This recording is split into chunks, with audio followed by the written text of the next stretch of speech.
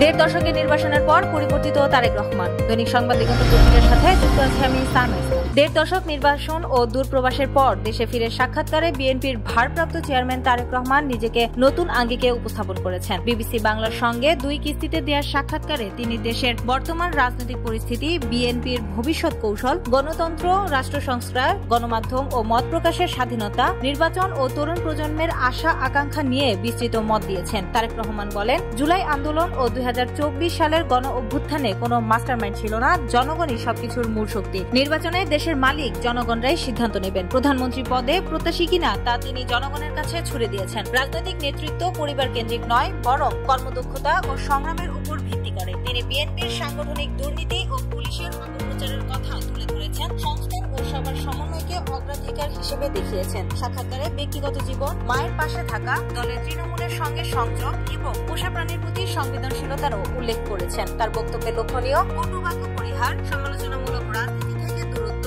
এবং উদার গণতান্ত্রিক বাংলাদেশ গড়ার প্রতিশ্রুতি। রাজনৈতিক ও ব্যক্তিগত অভিজ্ঞতা মিলিয়ে তিনি দীর্ঘ নির্বাসনের পর নিজেকে জনগণের কাছে নতুনভাবে উপস্থাপন করেছেন। তারেক রহমানের এই সাক্ষাৎকার রাজনৈতিক সতর্কতা, কৌশল এবং ব্যক্তিগত নীতিমূল্য প্রদর্শনের দৃষ্টান্ত হিসেবে বিবেচিত হচ্ছে।